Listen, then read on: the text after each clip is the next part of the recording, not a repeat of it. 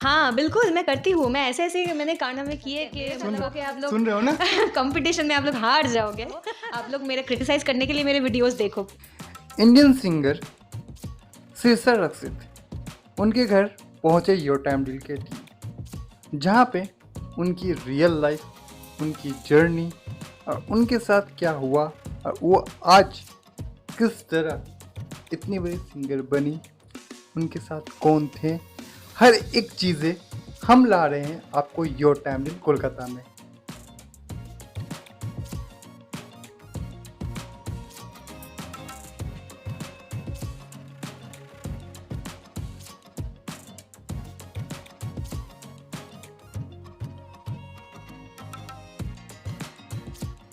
नमस्कार, मैं हूं इंद्रनील। आपका स्वागत है योर टाइम डील कोलकाता। मैं हूं अभी कोलकाता में एक पॉपुलर सिंगर शीर्षा रक्षित के घर पे। जी हाँ, उनकी जर्नी के बारे में हम बात करने वाले हैं, उनके नए प्रोजेक्ट्स के लेके बात करने वाले हैं। उसके साथ साथ उन्होंने अपने लाइफ में क्या किए, उन्होंने अपनी लाइफ कैसे कटाया, उनकी जो जर्नी है उनके बारे में हम बात करते हैं। फर्स्ट ऑफ ऑल मैम कैसे हैं? नमस्कार। नमस्कार, मैं शीर्षा रक्षित हूँ। मैं बहुत अच्छी हूँ, आप कैसे हो? एकदम अच्छा हूँ। आपके जर्नी के बारे में थोड़ा बताइएगा। जी बिल्कुल, मेरी जर्नी एक्चुअली स्टार्ट हुई थी। मैं कलकत्ता की लड़की हूँ, मैं बंगाली हूँ, लेकिन मेरा जर्नी स्टार्ट हुई थी बहुत लेट से। लेकिन पहले मेरा बचपन गुजरा था मुंबई में, क्योंकि मैं बंगाली होके भी मैं मुंबई में पली बड़ी हूँ। सबसे पहले जब मैं छोटी थी, मेरी पापा बॉम्बे में बैंक मैनेजर थे, एक बैंक में सर्विस करते थे। तो मेरी मम्मी भी वहाँ पे रहती थी, पढ़ाती थी सबको, स्टूडेंट्स को पढ़ाती थी, जॉब करती थी, और मुझे भी देखभाल करना उनको करना पड़ता था, दोनों एक साथ करना पड़ता था। और आपको पता है कि बॉम्बे में कितना मतलब एक्सपेंसिव अरे होता जी है। जी। तो मम्मी घर संभाल के भी नौकरी करना पड़ता था, फिर बेबी सिटिंग करना पड़ता था मुझे लेके सब। फिर मुझे गाना सिखाना, डांस सिखाना, ये सब पहले मम्मी ने मुझे बेसिक से करवाया। उसके बाद जाके जब हम थोड़े से बड़े हुए, मतलब 3.5-4 साल के, तब हम लोग कलकत्ता आए थे। मेरी पापा की ट्रांसफ़र हो गई थी, तो हम लोग यहाँ पे आके फिर मम्मी ने मुझे पहले डांस क्लास, सिंगिंग क्लास में दाखिल करवाने के बाद मुझे स्कूल ऑक्सिलियम कॉन्वेंट में मुझे दाखिल करवाया, जो कि बहुत ही टफ़ स्कूल था। क्योंकि वहाँ पे पढ़ाई इतना कुछ स्ट्रेस दिया जाता था कि आप गाना वाना तो भूल ही जाओ। लेकिन बचपन से मम्मी का वो था कि मैं कराऊंगी अपनी बेटी को, मैं सिंगिंग में कुछ तो कुछ बनाना है। तो वो मुझे, और उस टाइम में फैमिली लोगों में भी ऐसा नहीं था कि हाँ तुझको गाना में लेके जाना है उसको। सब लोग बस पढ़ाई के पीछे ही थे कि पढ़ाई अच्छे से करना है। पापा भी बोलते थे पढ़ाई अच्छे से करो, ये वो।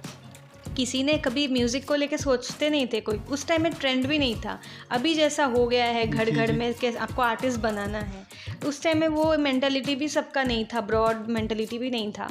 तो ये स्टार्टिंग में इसलिए बहुत टफ ही रह चुका था ये एक्सेप्ट कराना लोगों को कि yes, a girl can be a artist professional, वो भी बचपन से लोग जब उस टाइम में करते थे, लोगों को ऐसा लगता था अरे अभी से इतना स्टेज शोज़ कराती है, अभी से इतना उसको घुमा रही है, मतलब। और सबसे बड़ी चीज़ आपने कहा कि आप स्टडीज़ की बात कर रहे हैं, तो सच बताओ तो कोलकाता में और यहाँ मैक्सिमम हर एक स्टेट में स्टडीज़ को ज़्यादा इंपॉर्टेंस दिया जाता है, ये सही है। लेकिन अगर मैं बात करूँ कोलकाता में, वो स्पोर्ट्स हो, कुछ अलग कुछ करना चाहेंगे तो आपको ज़्यादा प्रेशर मिलता है, ये हम सभी को पता है। और इसके साथ साथ आपने कहा कि आप फर्स्ट अब मुंबई में थे, फिर कोलकाता में, मतलब दोनों जर्नी में आपका कोई डिफरेंस? नहीं, जर्नी बचपन में मैं थी वहाँ पे, तो जी जी। मेरा फ्रेंड सर्कल वहाँ पे बंगाली छोड़ के सब लोग थे। मतलब मराठी, तमिल सब लोग मेरे फ्रेंड्स थे। बंगाली था ही नहीं, मैं बंगाली में बात ही नहीं कर पाती थी, मैं जी जी। इंग्लिश और हिंदी में ही बातें करती थी। तब यहाँ पे जब आई तो यहाँ पे पूरा अलग एटमॉस्फेयर। यहाँ पे थोड़ा सा मुझे पहले प्रॉब्लम हुआ था स्कूल में कि लोग ऐसे बंगाली में बात कर रहे हैं, मुझे बोलना नहीं आता था, लिखना नहीं आता था।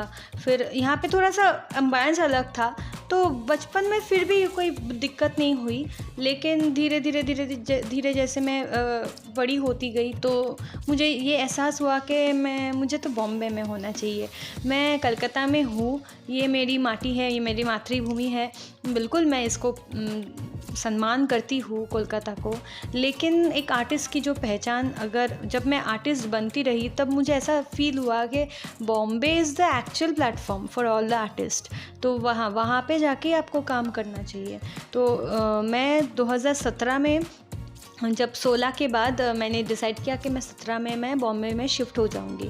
मुझे म्यूज़िक को लेके कुछ करना ही है और वो बॉम्बे में ही करना है। तो 2017 को फिर मैं बॉम्बे में शिफ्ट हो गई, क्योंकि मेरी स्टडीज़ भी तब पूरी तरीके से कंप्लीट हो गई थी, क्योंकि सब लोग बोलते थे कि स्टडीज़ में बीच में रुकावट आ जाएगी तो तब कंप्लीट नहीं हो पाएगा स्टडी, तो इसीलिए स्टडीज़ को भी कंप्लीट करना था। और पापा मेरे बहुत स्ट्रिक्ट थे कि पढ़ाई में अच्छा करना है, तो मम्मी ने मुझे हमेशा ये बोला कि पापा गुस्सा हो जाएंगे तो गाना वाना नहीं होगा, तो पापा को भी संतुष्ट करना है, लोगों को भी संतुष्ट करना है। मतलब लोग भी सोचते हैं ना कि ये एडुकेटेड है कि नहीं, सिर्फ गाना वाना ही गाती है या पढ़ाई भी करती है।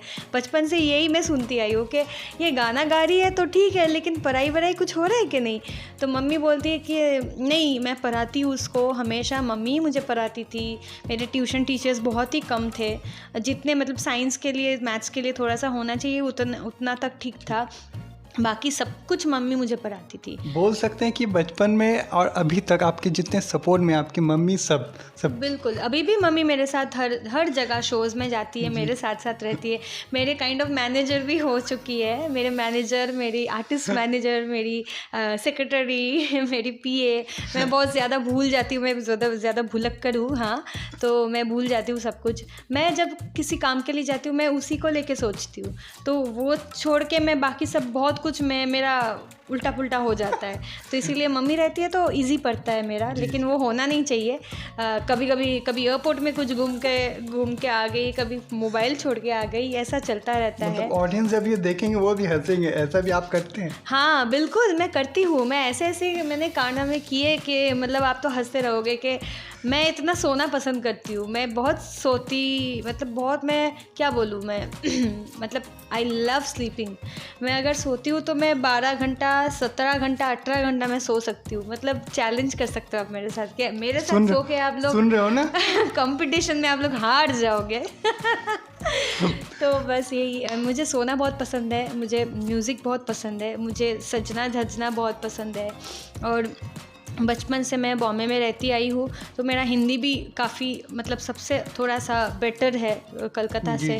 और मैं जब कॉर्पोरेट शोज़ जाती हूँ तो बहुत लोग मुझे यही बोलते हैं कि आप बंगाली हो, आप सच में बंगाली हो। एक तो रक्षित टाइटल है, रक्षित टाइटल मैक्सिमम बंगालीज़ में बहुत कम ही पाया जाता है, तो रक्षित मतलब इज़ नॉन बंगाली टाइटल भी होते हैं। तो आप नॉन बंगाली हो, तो मैं बोलती हूँ कि नहीं, मैं बंगाली हूँ, लेकिन हाँ, मैं आप सोच सकते हो कि मैं ऑलमोस्ट नॉन बंगाली बन गई हूँ।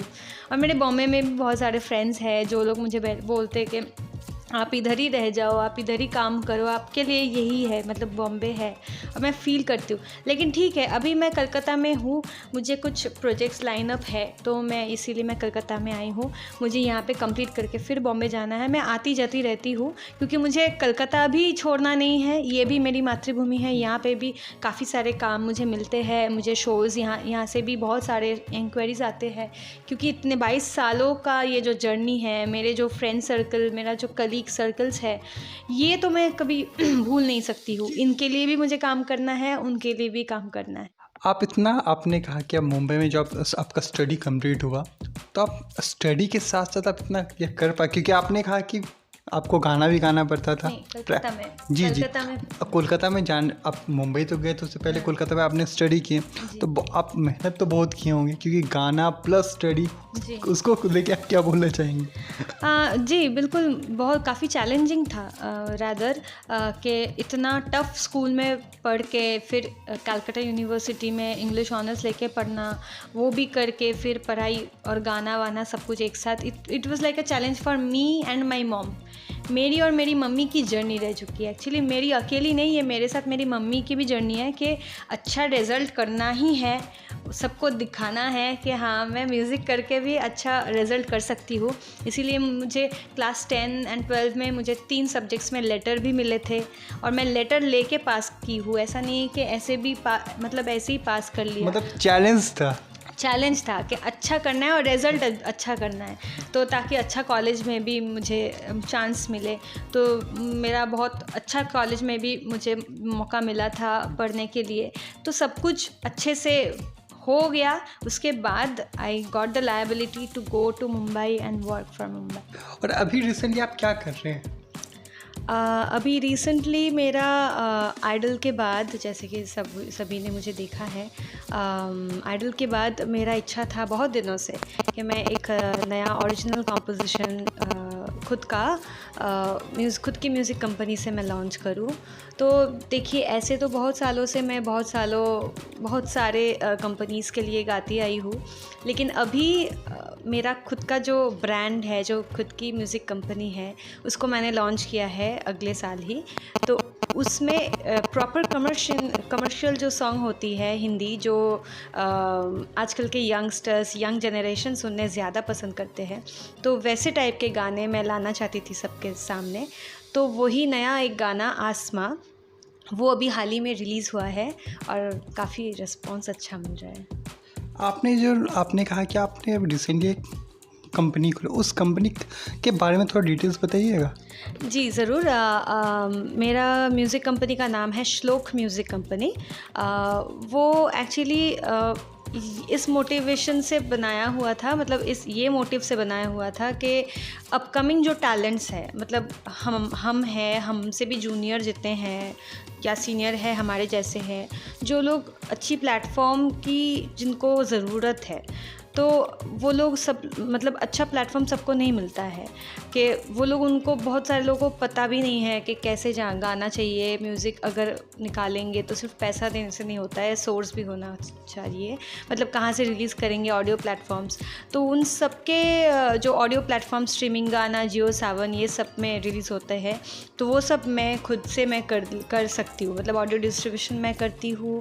फिर वीडियो का भी लॉन्चिंग जो भी है वो मेरी कंपनी से आती है। तो मैं ये चाहती हूँ कि अपकमिंग जितने टैलेंट्स हैं वो लोग भी सामने आए, अगर वो लोग भी इंटरेस्टेड है कि we want to release a song, then you're almost welcome to release the song from Shlok Music Company. ये कंपनी में सिर्फ मेरा गाना नहीं है, मतलब मेरा गाना नहीं रहेगा, यहाँ पे मिक्स्ड सारे टाइप के कंटेंट्स रहेंगे, जहाँ पे कोई भक्तिमूलक गाना भी हो सकता है, कमर्शियल गाना भी हो सकता है, फोक भी हो सकता है।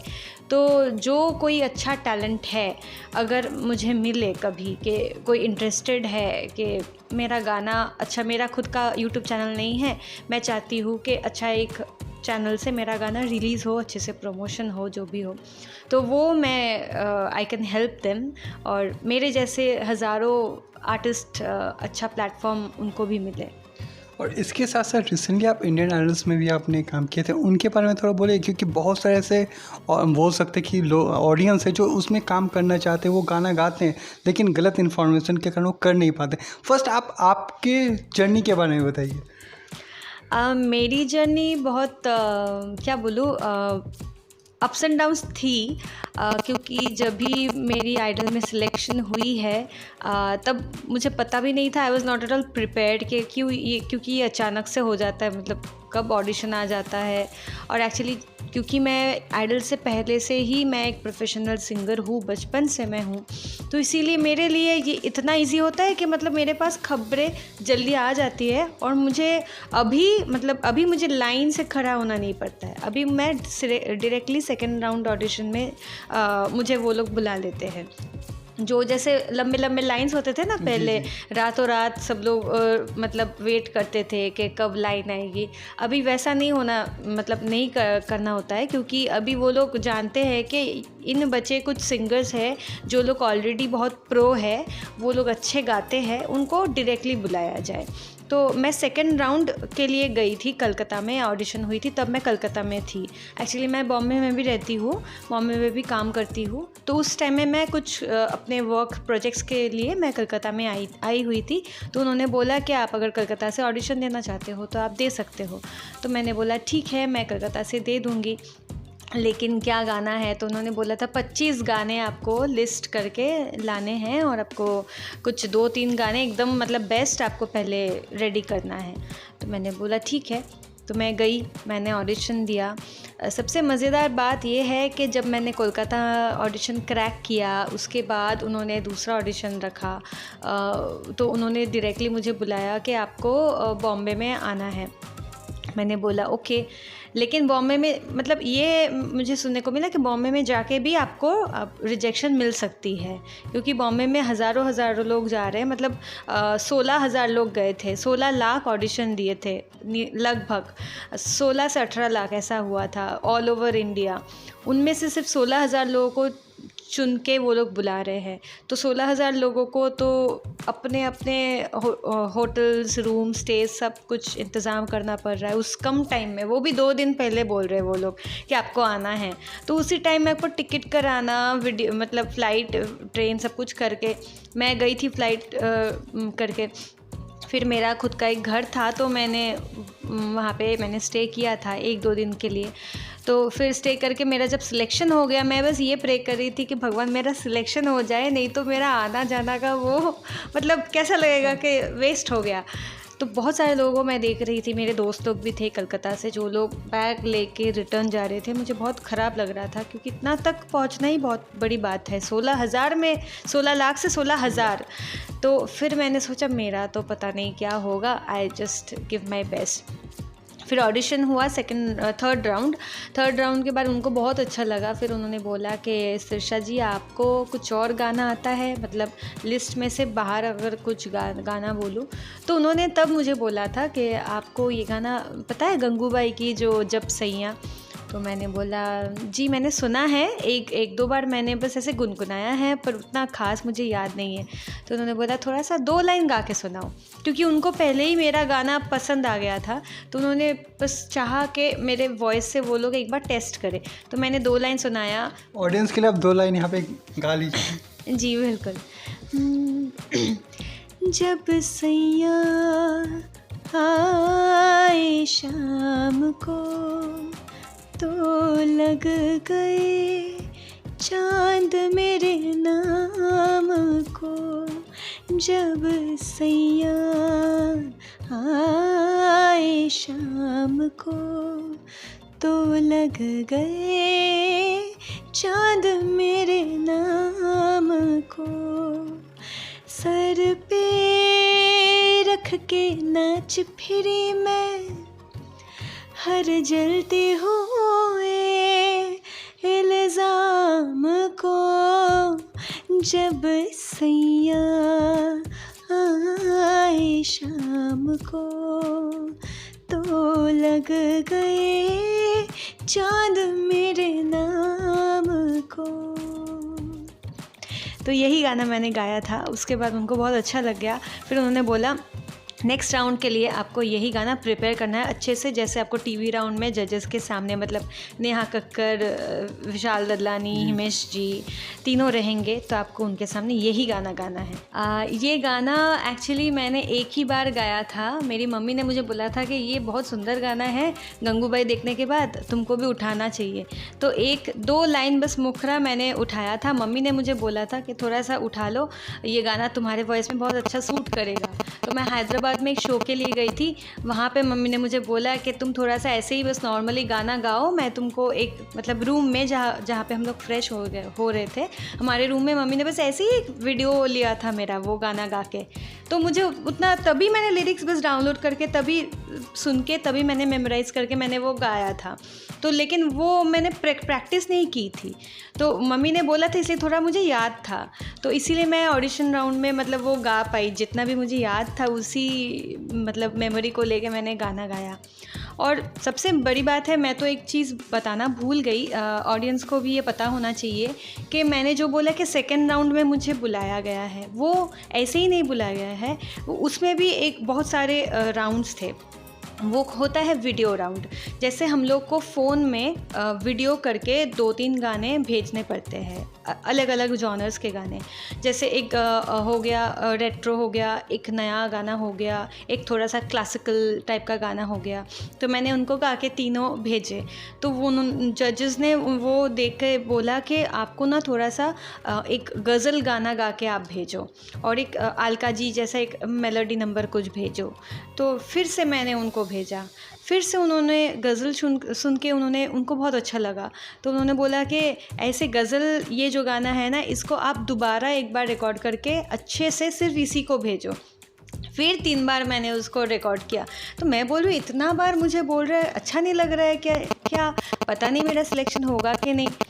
फिर मुझे लगा, फिर बाद में जब उन्होंने मुझे बोला कि यू आर बिन सिलेक्टेड और आपको यही गाना गाना है, मतलब जो गज़ल है वो मैंने आज जाने की ज़िद ना करो, वो गाना मैंने गाया था। उन्होंने बोला ये बहुत अच्छा लग रहा है, आप पहले गाना यही गाना, उसके बाद आप ये, फिर थर्ड सिलेक्शन करके, क्योंकि उनको जो अच्छा लगा, जो बेस्ट हो सकता है, उन्होंने मुझे बोला। तो मैंने बोला ठीक है। तो 3 राउंड होने के बाद जब मैं कोलकाता में गई ऑडिशन देने, कोलकाता का ऑडिशन भी क्रैक हुआ, फिर घर आके मुझे बोला कि फिर से आपको यही गाना ऑडियो करके भेजना है। फिर मैंने उसको ऑडियो करके भेजा। मतलब मैंने सोचा सिलेक्शन हो गया, उसके बाद भी ऑडियो क्यों बोल रहे। फिर बोला कि ऑडियो करके भेजो। तो मैंने बोला ठीक है चलो ऑडियो करके भेज देते हैं। फिर मैंने ऑडियो करके भेजा। फिर उन्होंने बोला कि आपको बॉम्बे में, मतलब फाइनल आपको बुलाने वाले हैं। तो फिर मैं बॉम्बे में गई। तो थर्ड राउंड मेरा वहाँ पे जब हो गया, मैं ऑडिशन से, और तभी के रिजल्ट्स वो लोग नहीं बोल रहे थे। उन्होंने हाँ 10-10 करके वो लोग बुला रहे थे, और मेरे ग्रुप में सारी लड़कियां थी, सिर्फ मैं भी लड़की थी, कोई लड़का नहीं था। मैंने सोचा सारी लड़कियां हैं, इनमें से कोई किसी का तो हो ही जाएगा, मेरा तो नहीं होने वाला है, क्योंकि मैं ऐसे ही बहुत डरी हुई थी, मैं बहुत नर्वस हो गई। नहीं आपको मिल रहा था, कॉन्फिडेंस नहीं मिल रहा था, ऐसे पता नहीं, मतलब मैं तो स्टेज शोज़ इतने सालों से कर रही हूँ, 20-22 साल हो गया, लेकिन जब भी मैं जजेस के सामने जाती हूँ पता नहीं क्या हो जाता है, मुझे बहुत ज़्यादा नर्वस हो जाती हूँ मैं, और ऐसा लगता है कि क्या हो पाएगा। फिर मैं अंदर गई, मैं लाइक लिटरली शिवरिंग। जजेस ने मुझे बोला कि आपका बायोडाटा में ऐसा लिखा हुआ है आप क्लासिकल डांसर भी हो। मैंने बोला जी हाँ। तो बोला ठीक है, आप क्या सुना रहे हो। मैंने बोला जाने की ज़िद ना करो। तो बोला नहीं हम लोग जाने की ज़िद नहीं करेंगे, आप बिल्कुल सुनाइए। तो मैंने फिर गाना गाया, फिर उनको अच्छा लगा, फिर उन्होंने रिक्वेस्ट किया, और 2 गाना सुनने के बाद उन्होंने रिक्वेस्ट किया जब सैया। फिर जब मैंने वो गाना सुना, मैंने सोचा उनका ऐसा एक्सप्रेशन ऐसा था, ठीक है ओके। मैंने बोला क्या मैं कुछ और सुनाऊँ, मैं वेस्टर्न सुनाऊँ, मैं कुछ हिंदी सुनाऊँ। बोला नहीं ठीक है थैंक यू। मुझे तो लगा कि नहीं होने वाला यार, मतलब डरा हाँ, मतलब ऐसा एक्सप्रेशन था कि ठीक है चलो सुन लिया, ऐसा टाइप का था। मैं तो बाहर आके मेरा मुंह फूला हुआ था। मम्मी मुझे बोल रही है कि क्या हुआ, तुम ऐसे क्यों बैठे हो। मैंने बोला कि मम्मी मुझे लग रहा है मेरा नहीं होने वाला है, मुझे बहुत नर्वस हो रहा है। मम्मी ने बोला क्यों, तुम्हारा ऑडिशन अच्छा नहीं रहा। मैंने बोला नहीं अच्छा तो रहा, गाना तो मैंने अच्छा गाया। जब मैंने गाना गाया तब जजेस ने ये भी बोला कि आप क्लासिकल डांसर हो, ये दिखती है, क्योंकि आपका हाथ भी आप ऐसे कर रहे थे बहुत अच्छा, और वो लोग सुन रहे थे ऐसे करके। लेकिन क्या हो गया, लास्ट में मुझे ऐसा गाना बोल दिया कि जो मेरे लिस्ट में से बाहर है, जो मैंने प्रिपेयर भी नहीं किया। मम्मी ने बोला कौन सा, मैंने बोला जब सैया। तो बोला वो तो तुमने गाए थे। मैंने बोला हाँ, लेकिन उतना याद नहीं है ना, क्या करूँ, best I couldn't give my best. मुझे लगा मतलब मेरा सिलेक्शन नहीं हो पाएगा।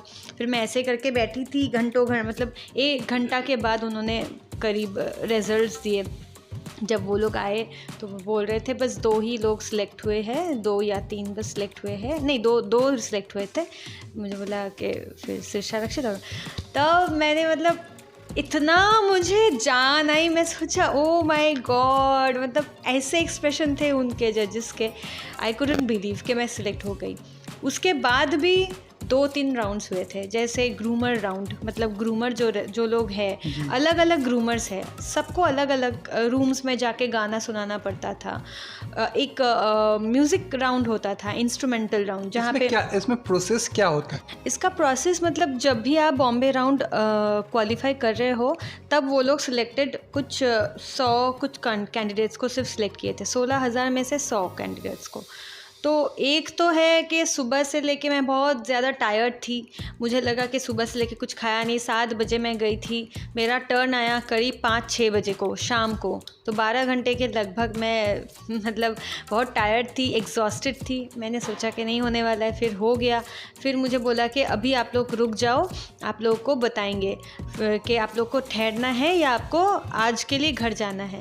वो बताने के लिए फिर वो लोग इंटरव्यू भी लेते हैं, मतलब बैकग्राउंड के वो लोग पूछते हैं कि आपका क्या है क्या नहीं है, वो सब इंटरव्यू के लिए आपको लाइन देना पड़ता है। उसके लिए करीब 9 साढ़े 9 बजे तक हम लोग रुके थे। जब 10 बजा तब उन्होंने बोला कि आप लोग आज के लिए घर जाओ, हम लोग कल से आपको मतलब बुला लेंगे रहने के लिए और बाकी लोग घर वापस जा सकते हो। फिर मैंने बोला ठीक है। फिर हम लोग नेक्स्ट डे गए। फिर हम लोग वहाँ पे लगेज वगेज लेके जब गए तो उन्होंने बोला कि आपको पहले आज ग्रूमर को गाना सुनाना है। पहले मंगल जी थे वहाँ पे, उनको गाना सुनाए। पहला दिन का ग्रूमिंग बहुत ख़राब था मेरा, क्योंकि मैंने लगभग इतना नर्वस होके मैंने गाना गाया कि मतलब गुरुजी बोल रहे थे इतना नर्वस क्यों, मतलब गाना ही नहीं गा पा रही थी, इतना नर्वस थी। सेकंड डे मेरा थोड़ा सा मतलब खुद के अंदर कॉन्फिडेंस आया। सेकंड जो ग्रूमर थे उनके सामने मैंने बहुत अच्छे से मतलब गाना गाया। मम्मी ने मुझे बोला कि तुम इतना स्टेज के सामने इतना तुम ओवर कॉन्फिडेंस हो, मतलब इतना तुम स्मार्टली गाते हो, तुम इतना डर क्यों जाते हो। मैंने बोला मम्मी मेरे से नहीं हो पा रहा, पता नहीं क्यों, मुझे लगता है मैं डर के लिए मैं हार जाऊँगी हमेशा। मतलब आपकी मम्मी आपके साथ हमेशा सपोर्ट में रहे हैं? हमेशा, हाँ। एक्चुअली क्या है, बचपन से मैं जहाँ पे भी अटक जाती हूँ मम्मी वहाँ पे वो मुझे मतलब ऐसे पुश कर देती है, तो थोड़ा सा वो एनर्जी मिल जाती है। तो इसीलिए मम्मी रहती है तो मेरा कॉन्फिडेंस लेवल हाई होता है। मम्मी ने बोला तुम बिल्कुल फिक्र मत करो, जो तुम्हारा है वो बस डाल दो, एकदम तुम सोचो आँख बंद कर तुम गाना गा रहे हो जी। तो फिर मुझे म्यूज़िक राउंड के लिए बुलाया गया। वहाँ पे भी ऑडिशन हुआ। वहाँ पे म्यूज़िक के साथ आप लोग अच्छा गा पा रहे हो कि नहीं वो भी देखा। जब उसका सिलेक्शन हो गया, म्यूज़िक में भी मैं सिलेक्टेड हो गई। उसके बाद दूसरा ग्रूमर जो हमारे और भी सीनियर ग्रूमर है नीरज सर थे वहाँ पे। नीरज सर ने गाना सुना तो वो कॉस्ट्यूम पहन के एकदम मतलब जो कॉस्ट्यूम पहन के मैं आइडल में आई थी वही कॉस्ट्यूम पहन के मतलब उन्होंने ड्रेस दिया था मुझे कि वही कॉस्ट्यूम पहन के आपको मतलब गाना गाना है, वैसे करके सज धज के। तो वैसे करके हम लोग गाना गाए थे। फिर इंटरव्यूज़ दिए तो सर ने उस दिन मुझे बोला बहुत अच्छा हो रहा है बेटा, बहुत अच्छा हो रहा है, इसको बस आप थोड़ा सा प्रैक्टिस कर लो, कल आपको ऑडिशन में गाना है। मैंने बोला कल भी एक ऑडिशन? इस बीच में तो कोई ऑडिशन होने ही नहीं वाला था, क्योंकि अभी तो डायरेक्ट हम लोग नेहा कक्कर वो लोग के सामने गाने वाले थे। उन्होंने बोला नहीं, अभी 100 में से कुछ लोग को हम लोग एलिमिनेट करेंगे, करके फिर हम लोग उन्हीं लोगों को सिलेक्टेड राउंड में मतलब लेंगे, जजेस राउंड में। मैंने बोला ओ भाई मेरा तो फिर से हो गया। मैंने सोचा कि हो गया था मेरा, टीवी में आने वाली हूँ, लेकिन तब भी नहीं होने वाला है, तभी भी और एक अंतिम परीक्षा होने वाला है। तो कौन डायरेक्टर जो लोग हैं उनके सामने, क्रिएटिव टीम के सामने आपको एक फाइनल राउंड पूरा कपड़ा वपड़ा डाल के एकदम जैसे आप टीवी में जाके गाना गा रहे हो वैसे ही आपको एकदम वो दर्शन देना है। तो मैंने वो राउंड में मैं जब गई तो जाने से पहले बजरंगबली की एक वो फ़ोटो थी वो दरवाजे के ऊपर, और मैं उनको बहुत मानती हूँ, गणपति को और बजरंगबली को। तो मैंने बस बजरंग जी को मैंने बोला कि आप मुझे बस शक्ति दो और बाकी मैं कर लूँगी जो भी है। तो मैं अंदर गई, मैंने दोनों गाना सुनाया क्योंकि उनको दोनों अच्छा लगा। जब सैया और मेरा गज़ल गाना भी दोनों सुना, दोनों उनको बहुत अच्छा लगा। लेकिन उन्होंने बोला कि अभी ट्रेंडिंग में गंगूबाई है तो आप गंगूबाई गाओ। और जैसे कि मैंने जैसे परफॉर्म करके मैं सामने जाके विशाल ददलानी के पास मैंने अर्ज़ किया था, वैसे मैंने जजेस के पास भी जाके मैं अर्ज़ किया था, क्योंकि ये मेरी हैबिट है। मैं इतने सालों से परफॉर्मेंस करती हूँ ना स्टेज में, तो काफ़ी सारे लोगों ने ऐसे कमेंट्स भी किए थे सोशल मीडिया में कि ये तो बहुत नाटक करती है, इसने बहुत नाटक की कि सामने जाके इतना गाना, ये सब गाना गा के ये सब क्या जताना चाहती है। मतलब बहुत नेगेटिव कमेंट्स भी आए थे कि गाना नहीं गा पाती है क्या, कि ये सब करना पड़ता है। तो एक्चुअली वो चीज़ नहीं है। जब हम लोग लाइव परफॉर्मेंस करते हैं ना, तब हम लोग को ऑडियंस के साथ इंटरैक्ट करना पड़ता है। और आजकल की सोशल मीडिया ऐसे हो गई है, जितना आप इंटरैक्ट करोगे उतना ऑडियंस आपको लेगी। तो और रियलिटी शोज़ भी यही चाहते हैं कि आप ऑडियंस से कनेक्ट कर पाओ, तभी ऑडियंस आपको चाहेगी, नहीं तो नहीं चाहेगी। तो हमारा मकसद ये नहीं है कि सिर्फ जजेस को इम्प्रेस करें, हम लोग को ऑडियंस को भी इम्प्रेस करना पड़ता है। तो क्योंकि मैं एक स्टेज परफॉर्मर हूँ, मैं प्रोफेशनल बचपन से हूँ, तो मुझे ये पता था कि मुझे यहाँ पे जाके मेरा प्रोफेशनलिज्म जितना मैंने एक्सपीरियंस किया है वही मुझे दिखाना है। तो ऐसे गाते गाते मेरा मतलब दिमाग में नहीं था, अचानक से मेरा क्या हो गया, मुझे ऐसा लगा कि मैं सामने जाती हूँ, मैं सामने जाके मैंने गाना सुनाया तो मैं आँखों से आँखें और ज़्यादा मैं कनेक्ट कर पाऊँगी जजेस के सामने। तो जो डायरेक्टर, जो लोग थे, क्रिएटिव टीम, सब लोग मतलब उठ के एकदम तालियां बजाने लगे कि this is the spirit we wanted. और हम लोग को आइडल में ऐसे कंटेस्टेंट चाहिए जो लोग बहुत कॉन्फिडेंट हो अपने गाने को लेके। तो उन्होंने बोला कि बहुत अच्छा, आप ऐसे ही करो। तो मैंने बोला जी बिल्कुल। फिर जब मैंने जजेस राउंड के वहाँ पे गई तो मुझे ऐसा लगा कि मतलब विशाल जी के लिए, विशाल जी मेरे तीनों जजेस मेरे बहुत फेवरेट है, हिमेश जी जैसे है, नेहा कक्कर मैम वो भी, लेकिन विशाल जी एक बहुत अच्छे कलाकार, बहुत अच्छे इंसान और बहुत अच्छे म्यूजिशियन तीनों हैं। मतलब तीनों मेरे उनको बहुत अच्छा लगता है, मैं बहुत एडमायर करती हूँ उनके जितने कंपोजिशंस है। तो मुझे लगा कि मैं उनके लिए गाना गाऊँ जो उनसे हट के जॉनर है, मतलब उनको मैं डेडिकेट करूँगी, लेकिन वो लोग मतलब शॉक हो जाएंगे कि ऐसे गाने विशाल जी के लिए भी होते हैं, क्योंकि वो उनके लिए ज़्यादा रॉकिंग, उन्होंने भी बोला था कि मेरे लिए तो हमेशा रॉकिंग वॉकिंग गाना होता है, लेकिन आपने मेरे लिए ऐसा गाना डेडिकेट किया जो कभी किसी ने नहीं किया।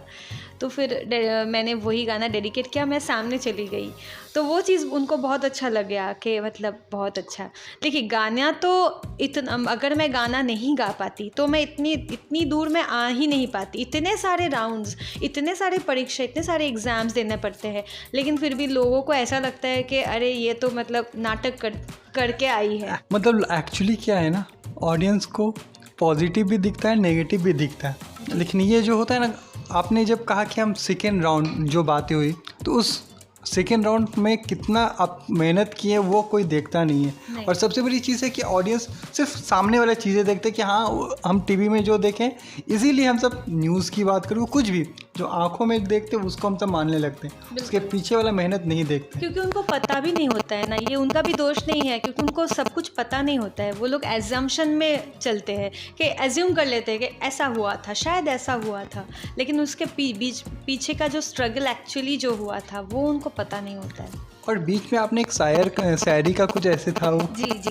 एक्चुअली मैं शेरो शायरी करती भी हूँ। मैं जब शोज़ में गाना गाती हूँ मंच में, तो बीच बीच में मैं एक दो शायरी मैं कर ही देती हूँ। तो मुझे अचानक से मम्मी ने भी बोला कि तुम बहुत अच्छी शायरी करती हो, तुम एक काम करो, तुम थोड़ा सा एक शायरी बोल के फिर गज़ल स्टार्ट करो। तो मैं जब गज़ल, क्योंकि गज़ल के साथ शायरी चलती है, तो मैंने जब गज़ल गाया तो उससे पहले मैंने वो शायरी ली जो लास्ट राउंड में थी। मतलब उससे पहले मैंने कोई भी ऑडिशन में वो शायरी नहीं पेश की थी, बस जो लास्ट राउंड था, जो नेहा कक्कड़ वाले पहले दिन के लिए था वो। हाँ, जो उसी दिन मैंने एक मतलब ऐसे ही मैंने बोला कि मैं कुछ शायरी पेश करना चाहती हूँ, क्या मैं पेश करूँ? तो मतलब डायरेक्टर्स लोगों ने बोला हाँ बिल्कुल बिल्कुल, तो कर लीजिए, ऑडियंस के लिए भी आप सुना। अर्ज़ किया है, ज़ख्म ऐसा दिया कि कोई दवा काम ना आई, ज़ख्म ऐसा दिया कि कोई दवा काम ना आई, आग ऐसी लगी कि पानी भी बुझा ना पाई, आज भी रोते हैं हम उसकी यादों में, आज भी रोते हैं हम उसकी यादों में, जिन्हें कभी हमारी याद ही ना आई। तो ये शायरी बहुत ज़्यादा वायरल हुई थी। आपको मैं बता नहीं सकती कि ये शायरी मेरे गाने के परफॉर्मेंस से भी ज़्यादा वायरल हुई थी। मतलब अभी भी इंस्टाग्राम में 10 मिलियन 20 मिलियन ये शायरी के ऊपर रील्स बनते हैं। बहुत उन्होंने बहुत पसंद किया था, और जजेस ने भी बहुत पसंद किया था। उन्होंने बोला ये शायरी आपको बोलना है परफॉर्मेंस से पहले। मैंने बोला ज़रूर, और मैं चाहती हूँ बोलना, क्योंकि you have to be different from everybody. तो क्या अलग आपके पास है जो आप दिखा सकते हो? तो इसीलिए मैंने वो शायरी पेश की थी। तो उसको भी बहुत सारे लोगों ने नेगेटिवली लिया, किसी ने, मैक्सिमम ने पॉजिटिव। मतलब अगर मैं देखूँ ratio 90% was positive, 10% was negative, तो वो तो बनता है।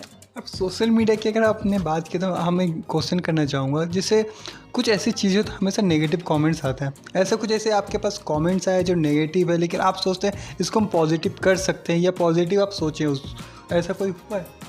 जी, बहुत सारे नेगेटिव कमेंट्स आते हैं जो कि मैं सोचती हूँ कि ये शायद देखिए, वो लोग, उनको पता नहीं होता है कि वो लोग क्या बोल रहे हैं, क्यों बोल रहे हैं, तो इसको हम लोग प्रूफ भी नहीं दे सकते। लेकिन उसको कभी कभी हम लोग सोचते हैं कि हाँ, उसको पॉजिटिवली ले, क्योंकि देखिए, इंसान हमको लेके नेगेटिव सोचेगा या बोलेगा तब हमारा पॉजिटिव पब्लिसिटी होता है। हम लोग अभी बॉलीवुड इंडस्ट्री में भी यही चलता है कि आप लोग नेगेटिव कुछ करो, हमको कुछ नेगेटिव में जुड़ जाना है, उसके बाद वो पॉजिटिव ऑटोमेटिकली हो जाता है, मतलब टीआरपी मिल जाती है। तो I thanks to my criticisers, मैं हमेशा बोलती हूँ थैंक्स फॉर क्रिटिसाइजिंग मी, क्योंकि सेलिब्रिटी मुझे किसी ने बोला था, मम्मी ने भी मुझे बोला, तो तुम सेलिब्रिटी तभी बनोगे जब तुमको लेके चर्चा होगी, और जब नेगेटिव चर्चा होगी तब तो और भी ज़्यादा तुम सेलिब्रिटी बन चुकी हो। तो अगर सेलिब्रिटी के पीछे नेगेटिव चर्चे नहीं हो रहे तो वो कभी सेलिब्रिटी बन ही नहीं सकता है। तो आई एम वेरी हैप्पी कि मेरे पीछे नेगेटिव भी होती है, पॉजिटिव भी, ज़्यादातर पॉजिटिव ही होती है, नेगेटिव कम ही होती है। लेकिन वो भी जो जितने भी गिने चुने 5-10% है, वो भी मैं प्रेस करती हूँ, वो लोग भी होना चाहिए, उनके थैंक यू बोल रहे हैं, उनको भी मैं थैंक यू बोलना चाहती हूँ। आप लोग भी साथ रहो, आप लोग मेरे क्रिटिसाइज़ करने के लिए मेरे वीडियोस देखो प्लीज़, और उसमें आप लोग कमेंट करो, कोई प्रॉब्लम नहीं है, मुझे आप लोगों के लिए भी वीडियो बनानी है। और इसके साथ साथ आप अगर हम हिंदी की बात करें, आप तो हम जहाँ तक आप कोलकाता से रही और अब बंगाली सॉन्ग्स भी किए हैं, उसके बारे में थोड़ा बताइएगा। जी, एक्चुअली मैंने बचपन से मैं एल्बम्स कर चुकी हूँ। मेरी मम्मी ने मुझे 7 साल की उम्र में पहली एल्बम में लॉन्च की थी, बंगाली एल्बम थी वो मेरी। उसके बाद जब मैं 9 साल की हुई तो सेकंड एल्बम हुई मेरी। फिर मैं जब 13 साल की हुई तब मेरी थर्ड एल्बम हुई।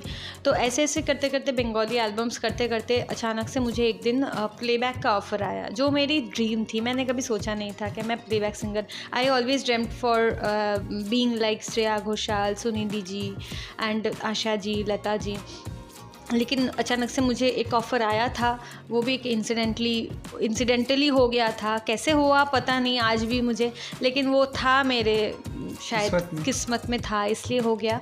तो वो होने के बाद मैं थोड़ा सा सीरियस हो गई थी कि नहीं, मुझे अभी थोड़ा सा फिल्म में ध्यान देना है, मतलब फिल्म म्यूज़िक के लिए भी मुझे तैयारी करनी है।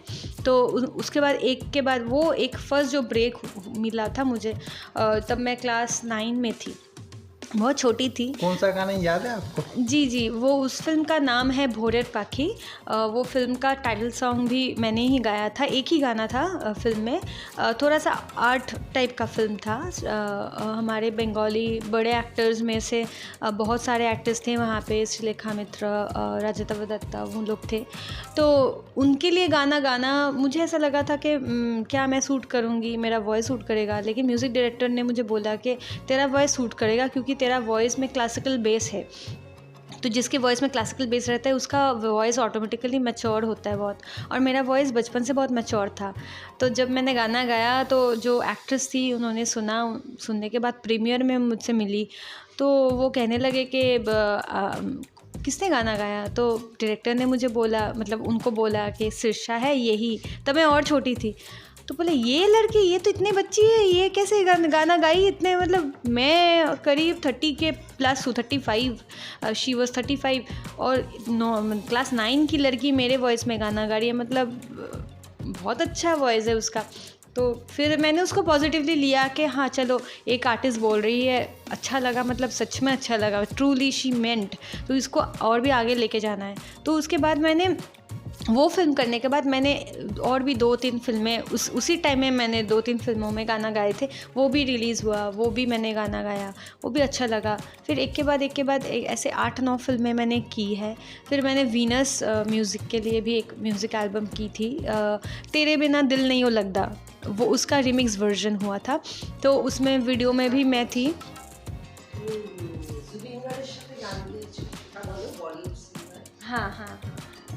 हाँ, तो उसके बाद मैंने एक टॉलीवुड फिल्म में जुबिन गर्ग के साथ मैंने प्लेबैक किया था। जो जुबिन गर्ग हमारे बहुत फेवरेट सिंगर है असम के और बॉलीवुड के, या अली, इतने हिट्स गाने, उन्हीं के साथ मैंने एक डुएट गाना गाया था, साथिया बोल के एक गाना है। साथिया सबसे पॉपुलर था भी उस टाइम, जहाँ तक मुझे याद है। जी, वो गाना गाया था। उसके बाद तेरे बिना दिल नहीं हो लगदा रिमिक्स गाया था, जो 2 मिलियन के ऊपर व्यूज़ उसका उसका तुरंत गया था, तो बहुत अच्छा व्यूज़ आया था। उसके बाद बहुत सारे गेस्ट अपीयरेंस करना, रियलिटी शोज़, सौरव गांगुली के साथ दादागिरी सेट्स में जाके गाना गाना, वरुण धवन, तापसी पन्नू, जैकलीन, इन सब के सामने गाना गाना, जैसे वो मतलब वो लोग आए थे तो मुझे ख़ास करके उन्होंने बुलाए थे ताकि मैं उनके सामने उनके फ़िल्मों के गाने में गा सकूँ फॉर प्रमोशनल। वो भी बहुत मतलब मेरे मेमोरीज़ में बहुत सारे ऐसे हैं जो मैं कभी भूल नहीं सकती हूँ। I am really thankful to God कि मुझे ये मौका दिया है। और अभी तो आइडल के बाद मेरा बस यही है, क्योंकि बहुत सारे ऑडियंस ने मुझे प्रेज़ भी किया है। ऐसा नहीं है कि हमेशा सब लोग, मैंने बोला कि सब लोग नेगेटिव नहीं है, बहुत पॉजिटिव रिस्पॉन्सेज भी मिले हैं कि आप टॉप 14 से पहले तक आए हो, मतलब ये बहुत बड़ी बात है। क्योंकि इतना तक भी जाना, लोग सोचते रहते हैं कि कैसे जाएंगे, लेकिन तो ये तो बस शुरुआत है, अभी भी बहुत कुछ बाकी है। अभी इस प्लेटफॉर्म के दौरान आपको जितना फेम मिली है, जितने लोग जाने हैं, आप उसको आगे लेके जाओ और कुछ ऐसे करो ताकि लोग आपको याद रखें। तो ताकि लोग मुझे याद रखें, मैंने वही सोचा था कि फ़िल्मों के साथ साथ मैं अपनी गाने ओरिजिनल कंपोजिशंस बोलो या ओरिजिनल म्यूज़िक वीडियोस में मैं बनाऊं और लोगों को मैं एक के बाद एक मैं लेके आऊं ताकि उनको अच्छा लगे। इसके बाद अभी आने वाले टाइम में आप क्या काम करने वाले, मतलब कौन सा आ रहा है नया प्रोजेक्ट्स? आने वाले एक हिंदी फिल्म में मैंने गाना गाया है जो मेरी फ़र्स्ट बॉलीवुड प्लेबैक होने वाली है। वो इसी महीने 26 को रिलीज़ होने वाली है। फिल्म का नाम है छिपकली। तो उस फिल्म में यशपाल शर्मा जी मेन कास्ट है और बहुत अच्छे डायरेक्टर है, कौशिक कौर ने डायरेक्ट किए हैं, मेरे फ्रेंड ने प्रोड्यूस किए हैं, वो म्यूज़िक किए हैं मीमो ने। तो उस फिल्म में शान जी ने एक गाना गाया है, शान सर ने।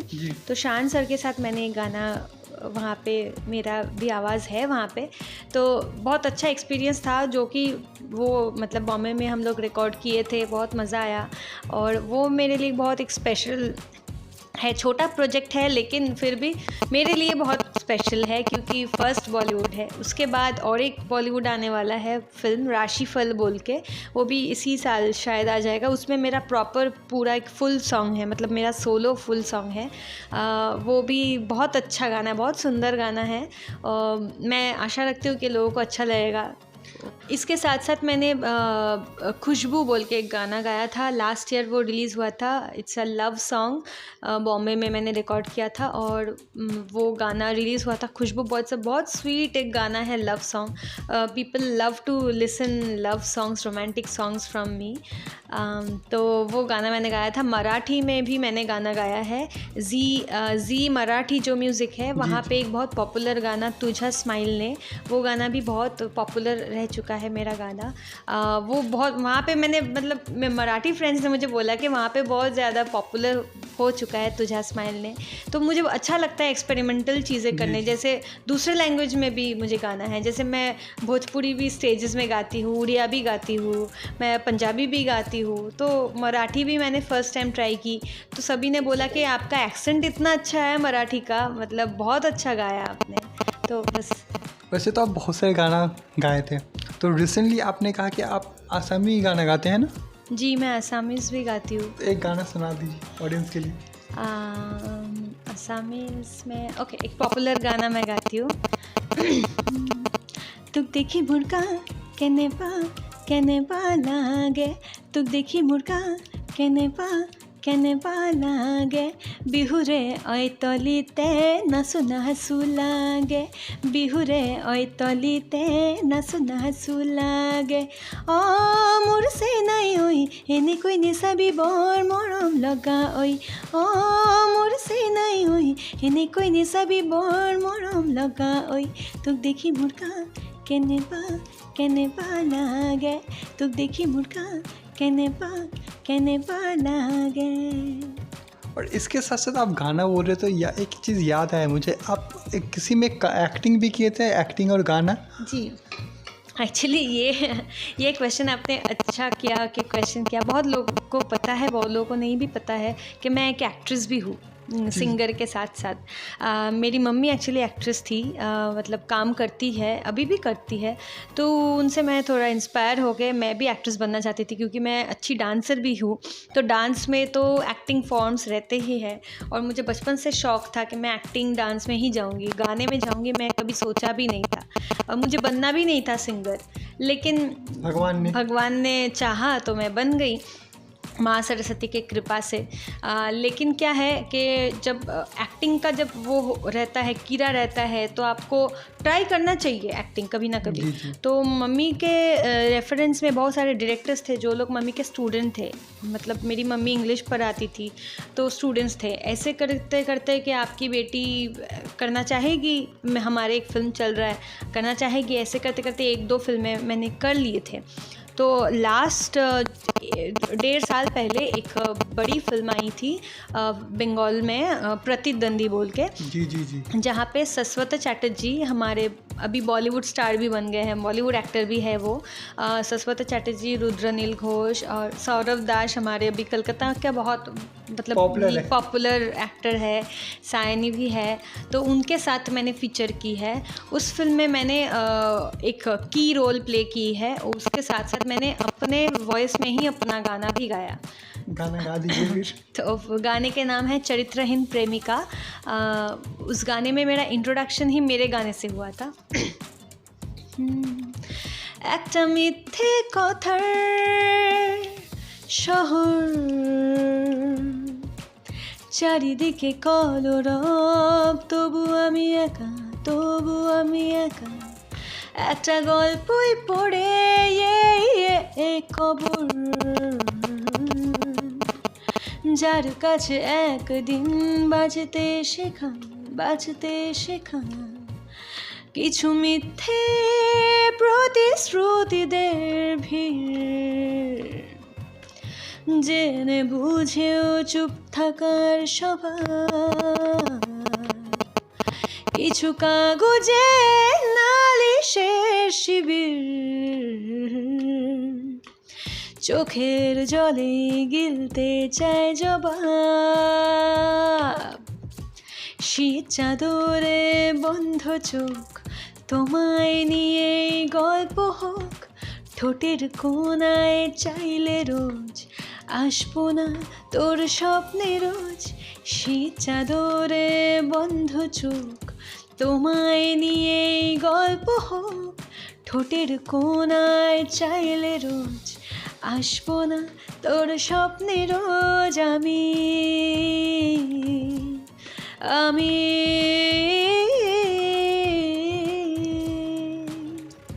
बोल सकते हैं कि आप हर एक लैंग्वेज में गाना गाए हैं। जी बिल्कुल, लगभग, मतलब हरियाणी भी जो गाने फेमस है वो भी स्टेज में गाने पड़ते हैं। और क्या क्या बाकी है, कौन सा लैंग्वेज बाकी है? अभी तक तो साउथ भी मैंने 1-2 ट्राई किए हैं, लेकिन बॉलीवुड साउथ, प्रॉपर साउथ मैंने अभी फुल ऑन मैंने ट्राई नहीं किए, लेकिन 1-2 गाने मैंने ट्राई किए हैं जो जैसे बॉलीवुड सॉन्ग्स होते हैं थोड़े थोड़े। लेकिन south is very, Tamil is very tough, तो वो मेरा एक चैलेंज है नेक्स्ट के, मुझे साउथ में भी कुछ करना है। और इसके साथ साथ रिसेंटली जो आपने कहा कि आपके प्रोडक्शन हाउस या आपकी जो कंपनी के तो से एक गाना जो रिलीज है, उस गाना को एक बार सुना दीजिए। यस, जो आसमां जो गाना है अभी रिसेंट मेरा रिलीज़ हुआ है, वो बहुत रोमांटिक एक गाना है। मेरे फ्रेंड रीवो ने उसको कंपोज और लिरिक्स किया है। आपका जो कंपनी है स्लोक म्यूज़िक कंपनी, उसका जो गाना है आप न्यूज़ रिसेंटली रिलीज़ हुआ था, बहुत ट्रेंडिंग में चल रहा है, उसको थोड़ा सुना दीजिए। जी बिल्कुल। आसमां भी आके ठहरा, दिल लगी बड़ी है गहरा, तुझ में ही चुरा लिया है मेरी खुदा, हाल ये दिल का क्या सुनाऊं, हम सफ़र तुझे चुना हूँ, चल रही है हर वो सांसें इश्क में दबा, मैं बेखबर क्या हुआ ये असर, मिलके तुझी से ऐसा लगा, आसमां भी आके ठहरा, दिल लगी बड़ी है गहरा तुझ में ही चुरा लिया है मेरी खुदा। ये गाना सबको सुनना है। मैं खास करके ऑडियंस लोगों को मैं बताना चाहती हूँ, अभी भी जिन्होंने नहीं सुना है, इट हैज़ क्रॉस लगभग 1.5 लाख का व्यूज़ हो चुका है ऑलरेडी इतने कम टाइम में, क्योंकि नया म्यूज़िक कंपनी है, इतने कम टाइम में इतना व्यूज़ जाएगा वो मैंने एक्सपेक्ट नहीं की थी। आप लोग ज़रूर इसके सुनिए और सब्सक्राइब कीजिए, हमको सपोर्ट कीजिए। श्लोक म्यूज़िक कंपनी, SHLOKMUZIK, Z लिखना पड़ेगा, म्यूज़िक कंपनी, और ज़रूर उसको सब्सक्राइब कीजिए और लाइक कीजिए, ताकि अपकमिंग जितने नए नए गाने और भी इंटरेस्टिंग कुछ गाने जैसे sad songs, dance songs, peppy songs, तरह तरह के जॉनर्स मैं ट्राई करना चाहती हूँ, आप लोगों के सामने मैं लाना चाहती हूँ। आप लोग डिसाइड करें कि कौन सा गाना आपको सबसे ज़्यादा पसंद है। सब्सक्राइब करें मेरे चैनल को। टेंशन मत लीजिए, मैं आपको डिस्क्रिप्शन के नीचे लिंक्स दे दूंगा, आप देख सकते हैं, वहाँ जाके क्लिक कर सकते हैं। और इसका लास्ट और सबसे इम्पोर्टेंट क्वेश्चन मैं पूछना चाहूँगा ऑडियंस को लेके, क्योंकि देखिए आपने कहा कि ऑडियंस जो आपने अपनी जर्नी के बारे में, क्योंकि बहुत सारे लोग हैं जो पूरी जर्नी के बारे में आप कुछ लोग जानते थे, कुछ लोग नहीं जानते थे, आज ऑडियंस जानेंगे। लेकिन जो न्यू कमर्स है, जो वो काम करना चाहेंगे, उनके बारे में थोड़ा बताइए। देखिए, जर्नी किसी की भी इजी नहीं रहती है, ठीक है, उतार चढ़ाव सबके रहते हैं। किसी इंसान का बहुत ज़्यादा टफ़ रहता है, किसी इंसान का इजी रहता है, मतलब इजीली सब कुछ मिल जाता है। मुझे कभी भी किसी चीज़ इजीली नहीं मिला, ये मैं सबको बताना चाहती हूँ, क्योंकि इजीली जब मिल जाता है उसका महत्व नहीं रहता है।